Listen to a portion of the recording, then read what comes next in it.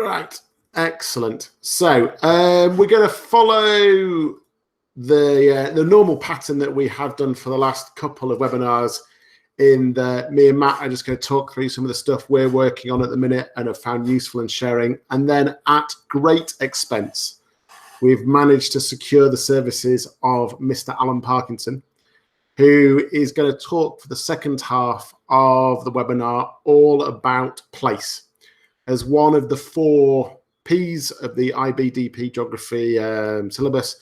Also changing place, and although place is a common theme or common concept throughout many of the different sort of syllabuses and things that people are teaching, but personally, from my experience, it's the P that I think my kids think they get, but they don't necessarily get.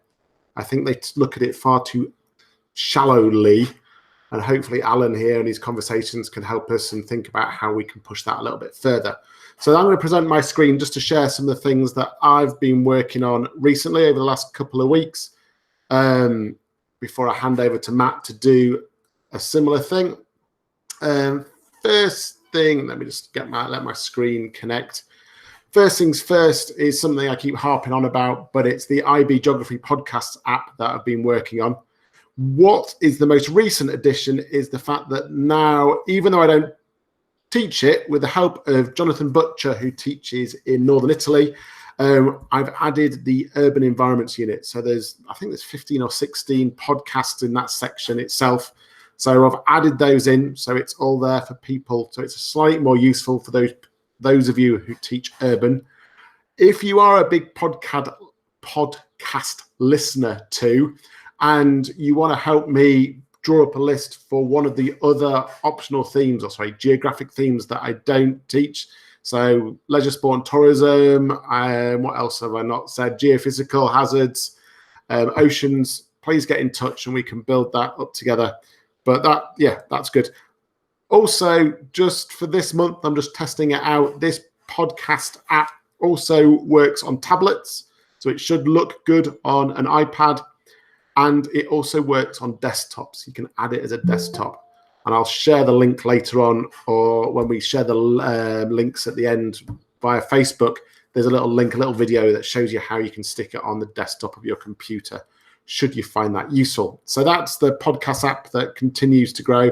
And actually, I think now it's up to 127 separate podcasts added to. Every podcast seems to be about COVID at the minute, so I'm leaving it alone. It doesn't seem to be adding it at the rate that I used to, but I will add more stuff when I come across it. Other things I've been doing, I've been making Quizlets. I know there's many a quizzing platform, whether your Socrates or your Kahoots or Google Forms. I quite like Quizlet because it gives the students a choice. They can do flashcards with it. They can have tests with it. It's really quite a nice. It addresses lots of the different sort of use types, and it also has got this new function where you can use diagrams and put things on it, which is quite nice. I've been working with my my DP1 class, my Year 12s, to come up with a list per subunit of what the terms they think they should be able to define, and key bits of data from detailed examples and case studies. And they've put that, and I'm going through and sort of approving what they've done. So I was meant to have done it today, but hopefully I'll get to it tomorrow or Wednesday. I've nearly finished the freshwater unit, so there'll be a big one on there, and also extreme environments. So they're there to be shared with your students if you find them useful. There's one on the command terms, which everybody should be able to get 100% on, because we all live by our command terms. One other thing I've been looking at, or been sort of spending my time on recently, is based on the theme that we had last webinar, where we were looking at all things infographic. I have built a lesson which I'm going to use this week, which gives it all in a little bit more of a run through, which I'm going to do with my students. And that can be found, again, it'll be in the links that we share later on. But what you've got here is there's a little presentation with some of the ones that actually pull some of the stuff we did last time, but also looks at some podcast, what an infographic is. Then I'll try to split it into the easy questions, those 1 to 2 mark questions to start off with, and getting the students to think about what questions they could be asked. And I've got 3 examples. And then this idea of what the tricky question is, the 6 markers. So I've got 3 ones produced by, I think it's the World Economic Forum, for them to have a look at and critique and say what they think works well or what don't they think works well. And then that takes them on to a bigger one, which we're going to get in a bit more depth. Now, all these have just come from the links and stuff that we shared last week, but I've put it into like a lesson structure with some Padlets and stuff that I'll be using to bring their ideas together. So that's available on Geography all the way. I think that's about all I've been doing all sorts of stuff, but that seems to be the main things I've been working on for the last couple of weeks. And I'll hand over to Matt, who's, from what he's been sharing on Facebook, has been particularly busy and productive recently, where I've just slipped into sort of like a lockdown drinking every day stupor.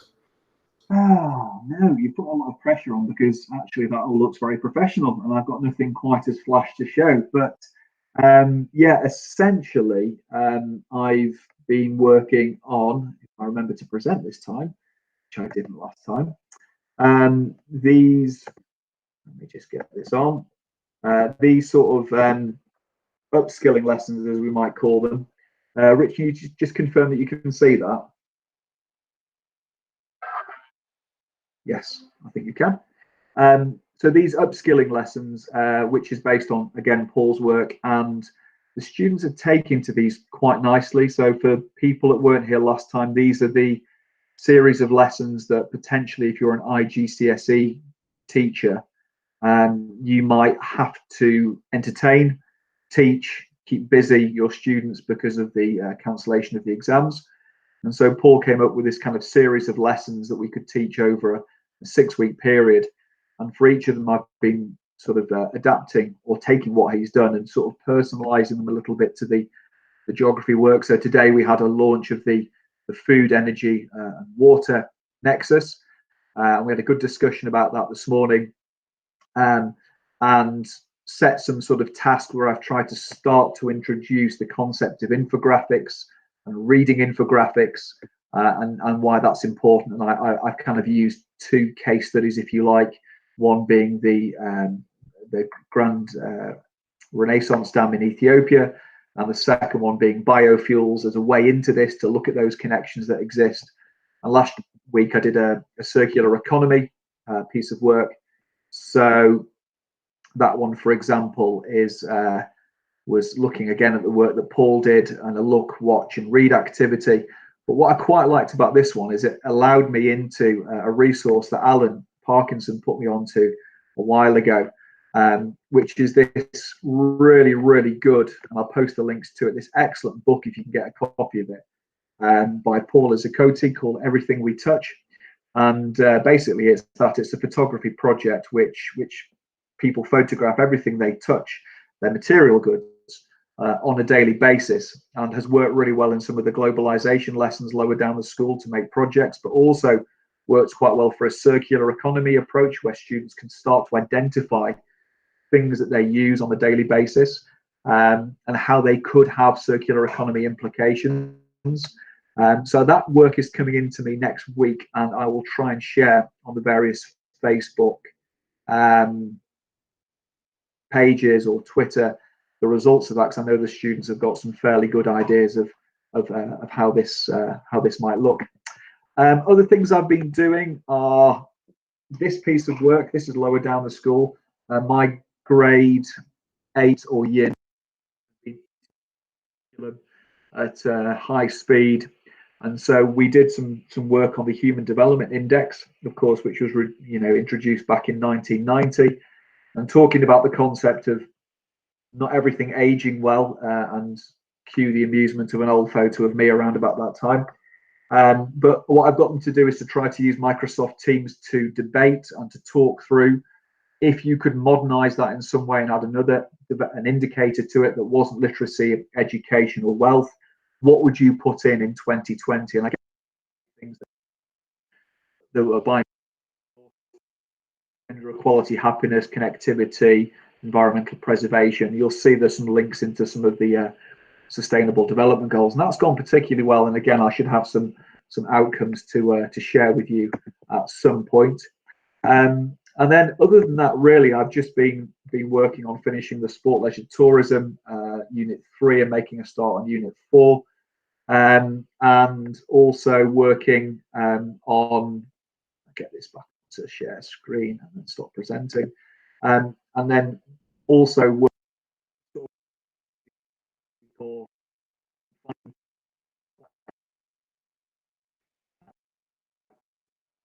So I'm changing the.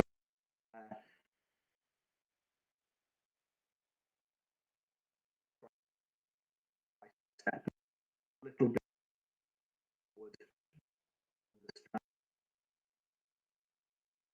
You can still hear me. I seem to have frozen. I've been.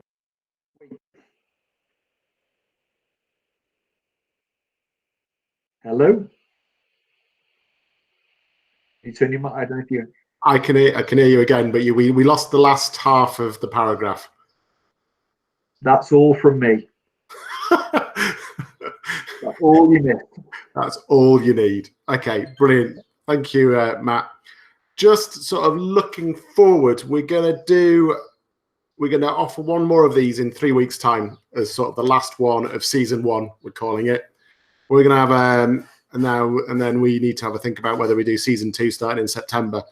But one of the suggestions that other people made was the idea of doing some top tips for teachers new to DP geography. But I'm sure we can use it as a little bit broader than that, sort of some top tips. So one of the things which I will share via Facebook and things like that and Twitter is a form for people just to drop in their top tip suggestions. And then between now and the next webinar, I will just have a go at putting those together as some slides, or I might get in touch with you just to make one slide or something like that, just so we've got something we can share out and share together in terms of top tips for people. The idea being new to the IB, but I'm sure we'll all find something useful in there. So that's looking forward. One thing that I've been finding, me and Matt tried to sort of share some things we're working on, and then some other things that we've found to be useful out and about. And then this, so I just want to share this from this month. Let me just present a window again, which I just thought was really nice. There's lots and lots of sites that do population density maps and things like that.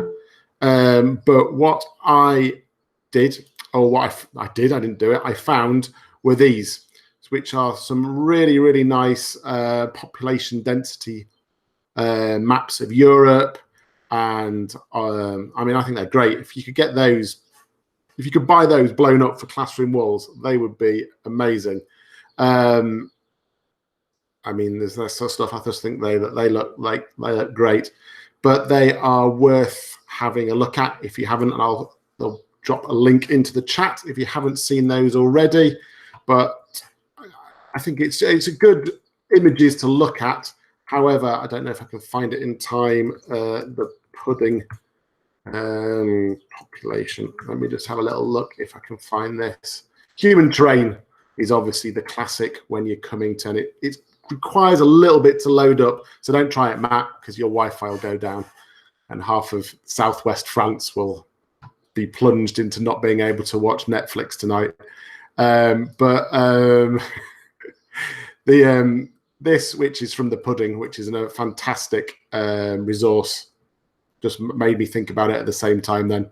But this is great. And what is quite nice is here that you can show change as well. So if you hit this, you can see places which have grown and places where have lost. But a cracking resource if you are looking at those early sections of Unit 1, which are all things to do with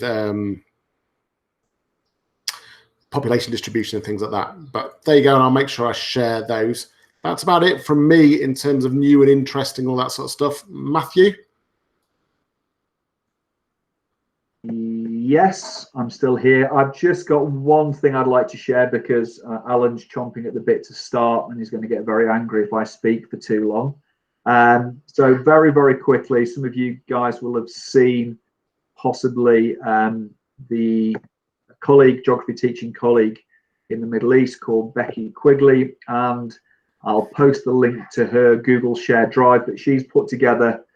A lot of very, very professional looking geographic models, posters, whatever you want to call them, sort of information sheets that you could put around your room, from all sorts of theories of development to models, theories, and it covers a lot of stuff that you find in the population unit, and a fair amount of stuff as well that you might cover if you look at option G in urban. So good old Burgess, it's a bit dated and not so relevant for the international studies, but this is the sort of thing she's putting in place. Bradshaw model, for example, for those of you that do option A, which is fresh water. But there's tons and tons of stuff there, which I think, you know, visually, if you're looking something for the classroom, if you're looking for something to give to the students as a revision aid, they look pretty decent. So I'll post a link to those shortly on the chat facility, and that's the only thing I'd like to share. So it's a pretty decent takeaway resource full of stuff that's relevant to the IB course. That's me done. So as I said at the start, it's our honour, just dressing this up as much as we can, to have Alan, who is willing to speak to us about all things place related. So with no more than that, I'm just going to hand over to Alan and let him get on with it. Thank you very much, Rich. Hope you can hear me. I am suitably dressed with a Geography All the Way shirt for the evening. I'm going to talk about place. I'm going to hopefully give you some ideas for teaching about place and thinking about place. I'm just going to share the presentation, and hopefully you can see a bus. Can everyone see a bus? Excellent. Okay, so I'm going to talk about place, and the title here, Your Place or Mine. This, you could argue, is one of my places. This is a picture taken in the 1970s of a South Yorkshire town called Rotherham, where I was born. And that bus there, I caught probably hundreds of times. I like to sit on the front, hopefully on the front seat, so I could pretend I was driving the bus, because obviously that's the best seat in the bus. And that would take me from Rotherham up to the village where I was born, about 3 miles away. That journey used to cost 2p. Everybody on the top deck would smoke. And really where I was I was in another place, because I was in the past. I was in another decade. Rotherham in the 1970s is not Rotherham now. So places are not necessarily fixed in time. You could argue they're fixed in location, although Doreen Massey would say that everywhere is constantly moving. And if you're anywhere, you're on a tectonic plate. The tectonic plates don't stand still. The Earth itself moves through space. So all places are in motion, and we're traveling through time, and we're traveling through space. So that's what I'm going to talk about today, and some ideas for teaching about place, essentially. You should hopefully have got a link to, or Richard will send you a link to, this presentation. So you're going to have all the slides. Also, any of the documents I'm going to mention are also going to be sent through to you. And there's a reading list at the end. And also my contact details, if you'd like to get in touch, are here. a.parkinson@gmail is my email. And I'm also GeoBlogs on Twitter, which is a bad pun for Joe Blogs. But that's another story. So that's me. That's me now, or now-ish, at the Aiguille de Midi with Rich. And that's me when I sort of started becoming a geographer.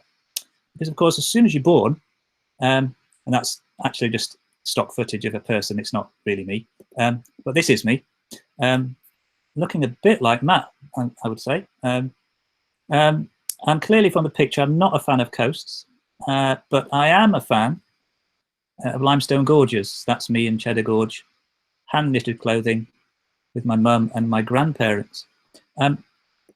So I'm going to talk about some of the places that I've been to since I was that age, and since I can remember being there. I'm going to start with this. I suppose it's a taxonomy of place. It's developed by Alaric Maud. It's in an article which Rich will hopefully send you, which was published about a month ago. And it looks at the role of geography's concepts and powerful knowledge in a future 3 curriculum. So place as part of powerful knowledge. And if we look at step 1, which is at the bottom there, I hope you can see the slide big enough. Step 1, we live in places. So to begin with, that's clearly very obvious.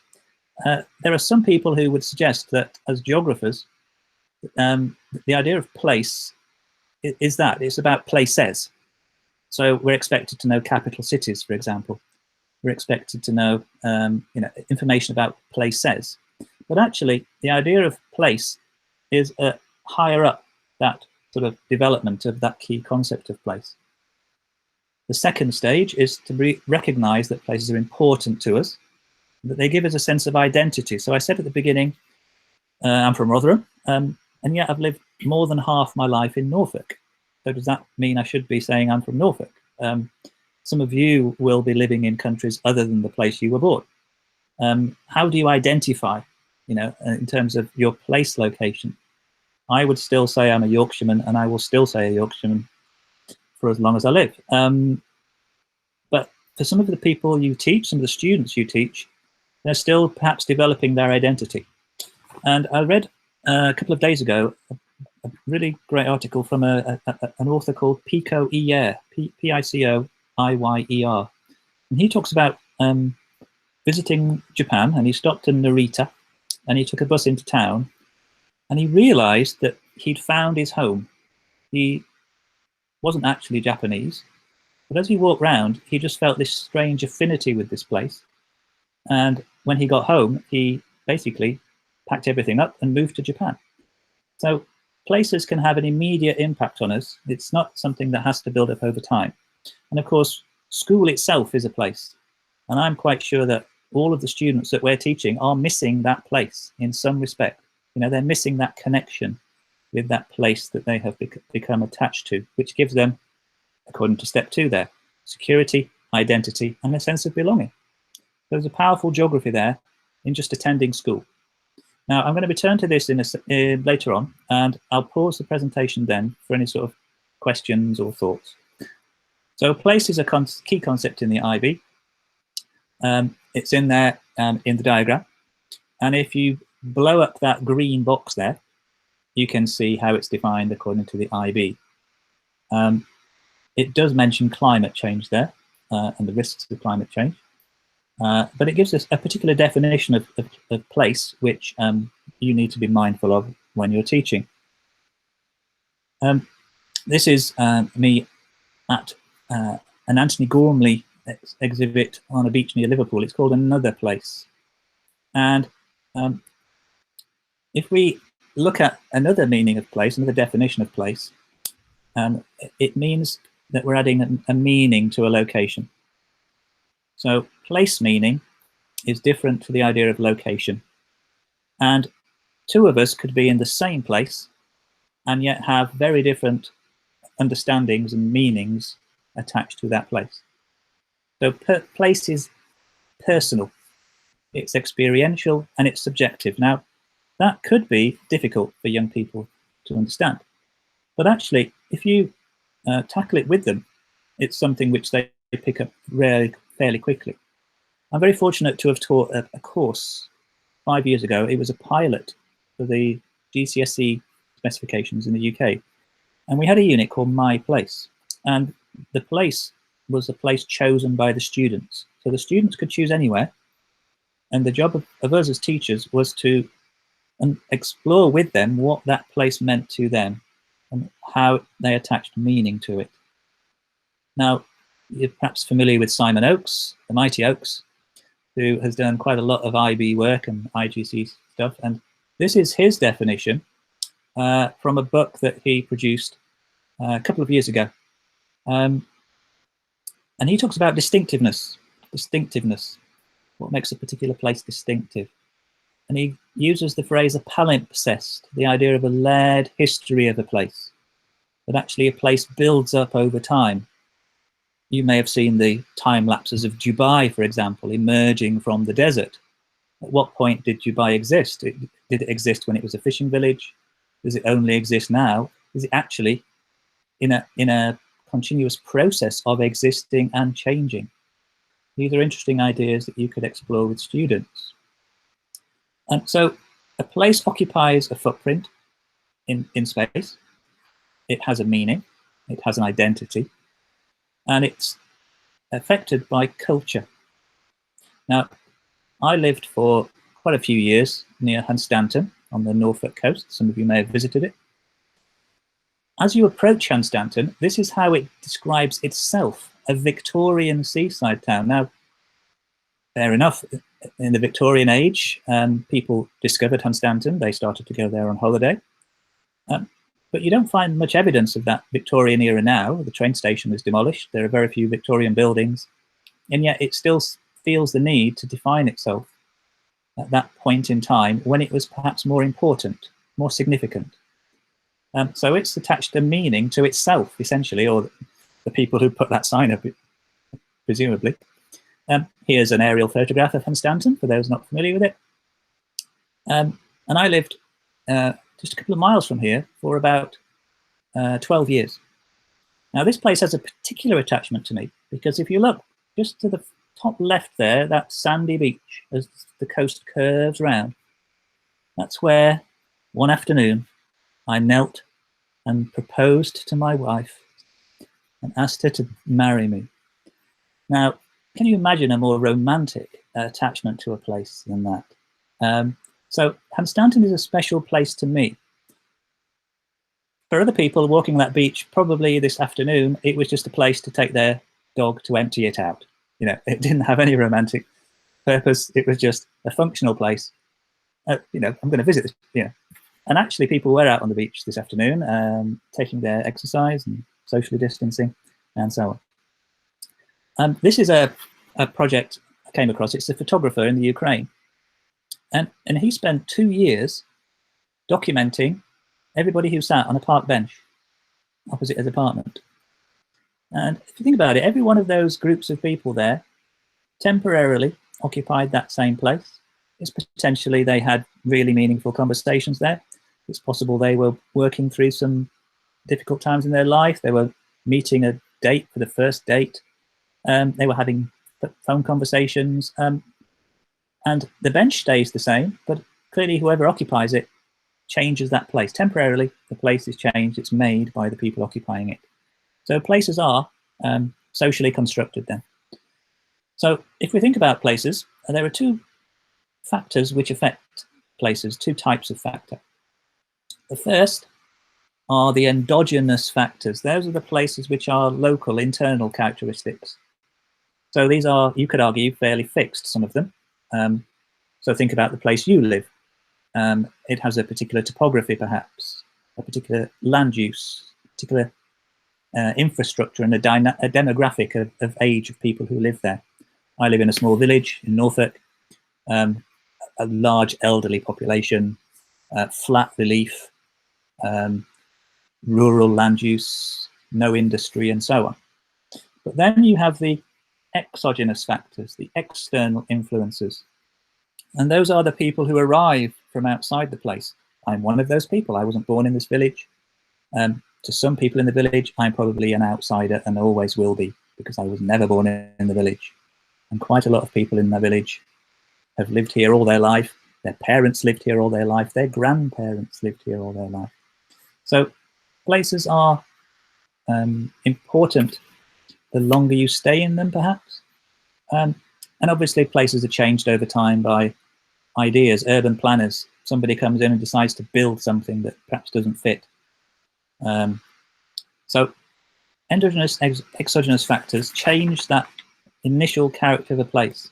So for example, we could argue that COVID-19 is a huge temporary exogenous factor. It is emptying out cities.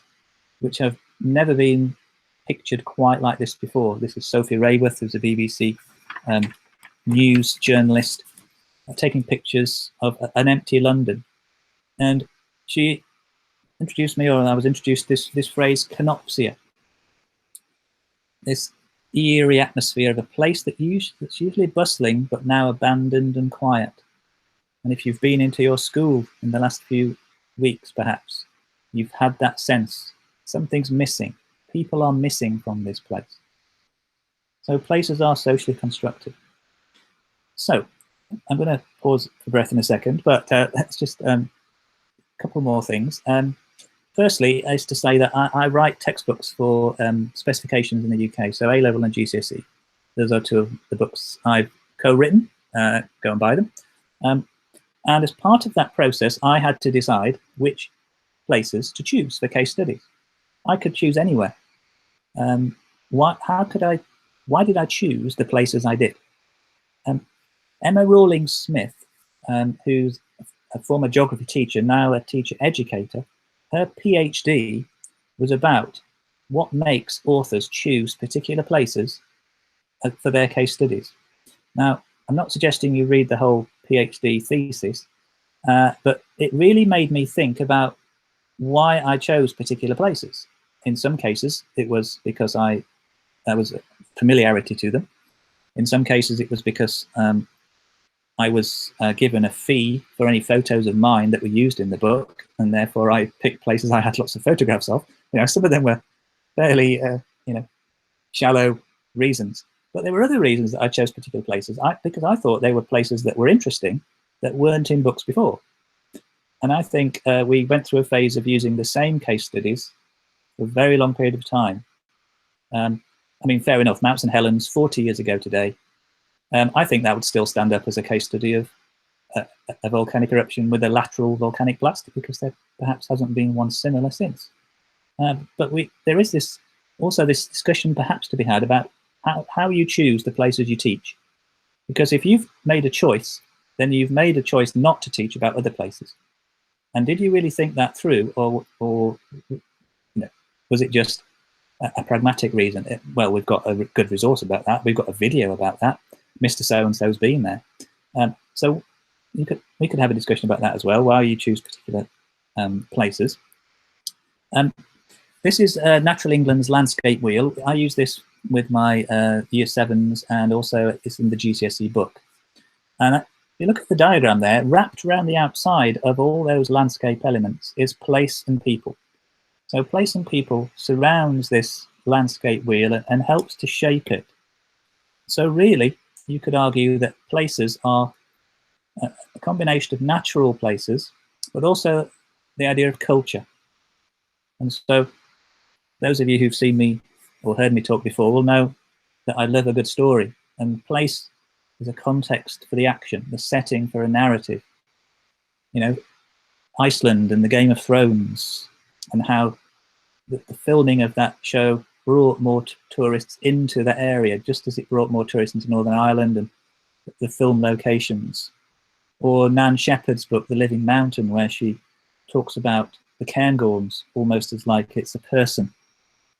And so we can really apply place to any scale then, from a room in a building to a country, as long as it gives some people a sort of a shared feeling.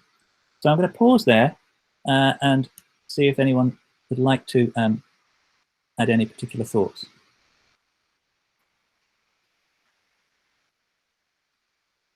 Rich, do you want to moderate that, or there's Ronan's just popped something in the chat there, which says there'll certainly be cultural bias in selection of case studies. We encourage students to share geographic knowledge from their home countries too. Yeah, I actually remember a lesson I taught when I was working where Matt works now, Toulouse, and we were talking about migrations, and flippantly I got them to sort of do a homework based on their personal family migrations, and it brought out some a lot of the students there are Spanish, and it brought out some fantastic stories about movement because of Spanish Civil War and things.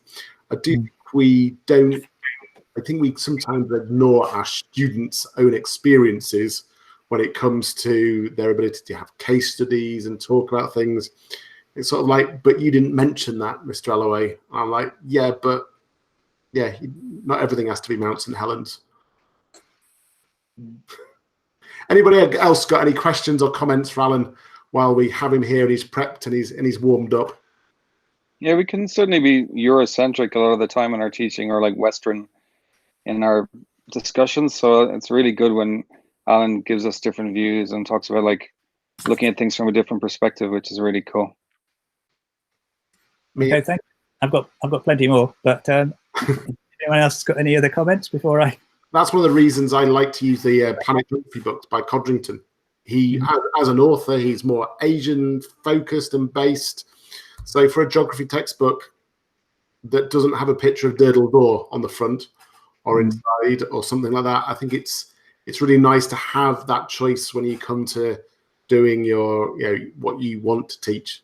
But then also we all went into teaching geography so we could show our holiday snaps. So I don't think you should turn your back on that, or stories of where you got engaged. Okay, I'm going to crack on then, and I'm going to give you a few examples of resources and questions and other things you can use. So let's go back to presentation. Okay. Right, are we back? Yep, cool. Okay, so second, I think I've talked about this to begin with, really. Place doesn't have to be fixed spatially or temporally. People may feel a sense of belonging to a particular place where they grew up, a playground. You yourself, I'm sure, will have your own special places. And that makes places socially constructed. So when I took students to Grutelfoss, for example, which is pictured here in Iceland, we have that shared memory. We have that shared experience. You know, they're students I took when they were in year 8. They're now in year 13. They still remember that place. It had an impact on them. They remember, the power of water and the scale, and they could see what water can do to a landscape over a period of time. In the same way as it's quite difficult sometimes to teach about glaciers without realizing the scale. And so it's about also perhaps trying to fix that in place. There used to be a brilliant website which showed you the proper size of things, where you could overlay the Apollo astronauts and the size of the pyramids and so on. It seems to have disappeared. It was a lovely place to do that. But if you can find a measurement, of course, you can use a buffer tool in a GIS like ArcGIS to sort of at least get a sense of, what is a square kilometer? For some people that's quite difficult to think about. So places are socially constructed then. So another picture of me as a young boy. If you've been to my presentations, you've seen this slide. 1967, there's me. And there's the same arch 40 years later. So I use that when teaching about coastal change, because the arch has increased in height, it's increased in width, and these large boulders, the size of a small child that I'm stood on, have disappeared utterly over 40 years. So it doesn't have to be thousands of years. Just a few decades have changed this coastal. And you can then say, okay, so if I was to go back in another 50 years, what would it look like? So this idea of places changing. And on a smaller level, I think people are now also conscious of space, if not place, when it comes to things like supermarket aisles. I think people are a lot more aware now of what 2 meters looks like.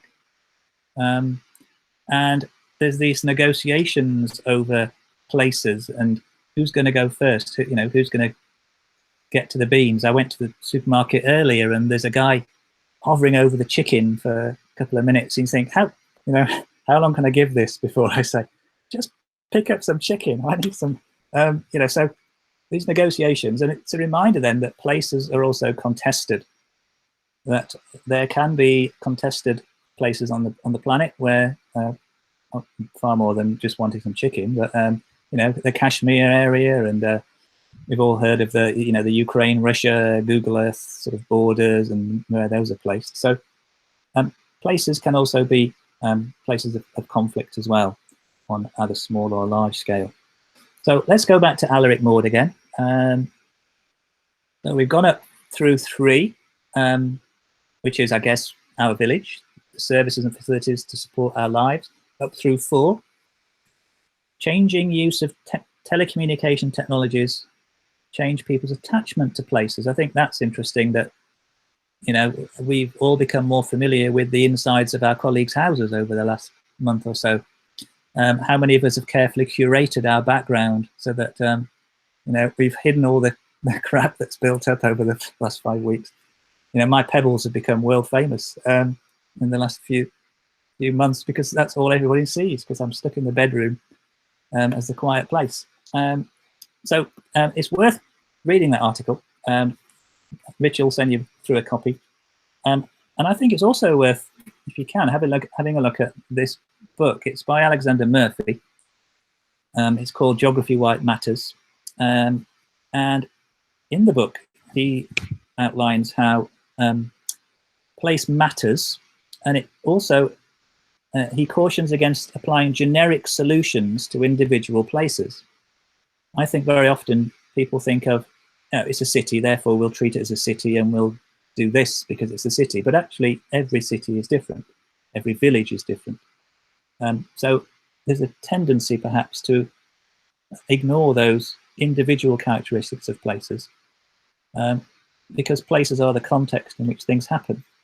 You know, they do affect our lives. People living in different circumstances now are at significantly increased danger from COVID-19 because of where they live, where they were born. Your postcode makes a difference. Your postal code, your district, your address, whatever it happens to be, makes a difference. And that link there is to a lecture given by Alexander Murphy, where he goes through his book, basically.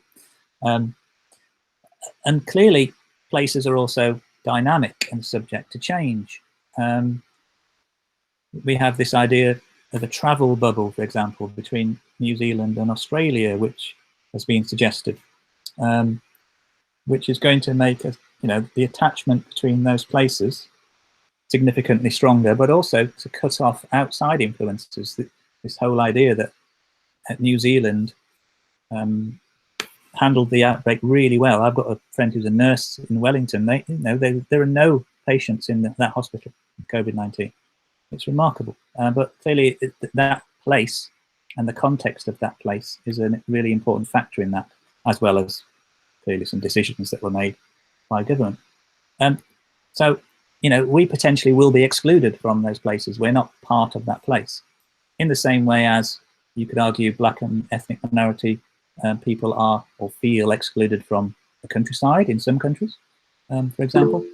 And we have this idea of exclusion of certain groups, perhaps by age, perhaps by ability, from certain places.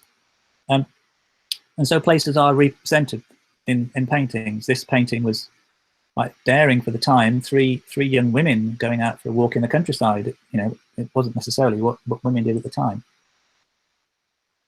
So a few final things to think about. Firstly, in the UK, we have a competition run by the Royal Geographical Society called the Young Geographer of the Year, and the title this year is Beyond the Window. So I'm going to use that as an opportunity to teach about the Fens, the landscape my school sits in, but which a lot of local students may not know much about. I also like the idea of Instagram tourism, of actually looking at the photography of places and how those are represented by the people. This guy here, Junggraphy, amazing photographs of Japanese cities at night, fantastic photographs to introduce the idea of the strangeness of Japanese cities, maybe. This is my colleague Claire's document for looking at ethnographic fieldwork, to actually look at the local area and look at what place features we can see. This is a picture of a road that's been cut through by a hurricane, and so it's a reminder of a tool called Tin Eye, which you may have come across before. But if you find a photograph and you're not really sure where it's of, if you put it into Tin Eye, it does a reverse image search. So instead of looking for pictures, it will tell you where that picture was and where it's being used. And from that, you can often identify the place. So this is my secret weapon for all those photo competitions where it says, where was this picture taken? If they've used a stock photo, stick it in tin eye, and you get the answer in about 5 seconds. And so to go back to Emma's PhD, this is a diagram from the PhD thesis. So if you don't read the rest of it, this is quite a useful diagram, because it's about how places exist in different sort of, in a framework, really. So we have the local, national, global. We have the past, present, and future. And we have those physical and sociocultural effects. So actually a place is in somewhere, but it may well move through different parts of that framework. And that's something to come back to later. So if we think about the past, present, and future, for example, you know, that was the first slide. And that's a picture taken pretty much in the same place, as close as I could get. And Rotherham has changed. There's no more Woolworths. There's no Marks and Spencers. In fact, there's not much at all in Rotherham now. There's lots of empty shops. It's pedestrianised, and yet there's no footfall. There's a lot of pawnbrokers and cash for gold and cheap shops, and the demographic has changed in Rotherham. So, you know, that place there, you could argue, is no more. And so, on a smaller time scale, places are being changed by COVID-19. This is a brilliant piece in Wired by David Wallman. The idea that elsewhere is a fiction. Where matters, absolutely, but it's also true. We all live right here together. You know, we can get out in it doing some field work, but essentially we're all in this together. So my colleague Claire has put together a little day read, a sort of little local field work that students can take to look for signs of the pandemic locally in their neighbourhoods. It's part of this document here, which you're going to get a link to from Richard. This is a little tool which I just shoved in because I quite liked it. If you draw out a circle, it tells you how many people live in that circle. It's actually quite a nice, simple tool. Draw out a circle of any size, and it will estimate how many people live in it. So you can actually find out how busy your places are. Final couple of slides. Stories of places. These signs tell the story of the Mer de Glace and how it's changed over time. If you want a nice background for your Zoom, you can pick a BBC sitcom set to put your meeting in. This is the cell in a show called Porridge.